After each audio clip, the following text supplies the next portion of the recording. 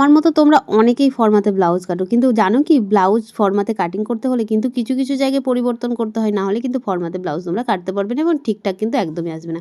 যেমন ধরো এখানে আমি ফর্মা বসিয়ে কাটিং করে নিলাম, কিন্তু এখানে আমার যেহেতু পিঠের ডিপ অনুযায়ী আমাদেরকে পুট ভাঙতে হয়, আর্মহোল নিতে হয়, ঠিক সেই জিনিসটা কিন্তু আমাদের এখানেও করে নিতে হবে, যেটা তোমরা ভুল করো ফর্মাতে। যে কোনো তোমরা বোট নেক করো, কলার করো বা ডিপ নেক করো, তোমরা কিন্তু একই রকমভাবে করে নাও, আর সেখানেই কিন্তু যত প্রবলেম হয়।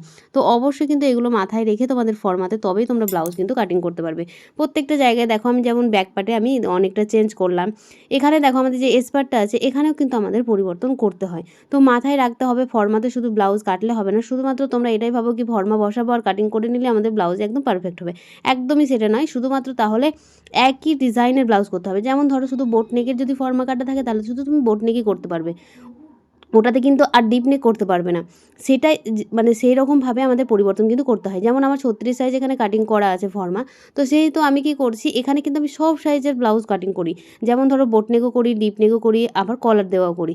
আমি কিন্তু কিছু কিছু জায়গায় চেঞ্জ করে নিই। তোমরাও যদি আমার মতো চেঞ্জ করতে পারো তবেই কিন্তু তোমরা একটা ফর্মাতে সব রকম ব্লাউজ কাটিং করতে পারবে।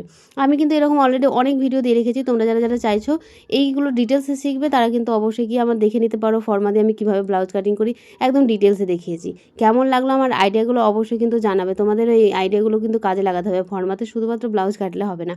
তো আমি এইভাবেই কাটিং করে নিচ্ছি, আর এইভাবে দেখো প্রথমে আমরা লাইলিনে কাটিং করব।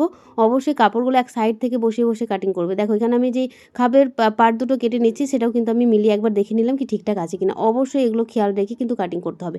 এবার যেমন দেখো লাইলিনটা কাটিং করার পরে এবার আমাদের যে মেন ফেব্রিক আছে সেটাতে বসিয়ে কাটিং করে নিলে কিন্তু আমাদের ফর্মাতে খুব সহজেই কিন্তু ব্লাউজ কাটিং হয়।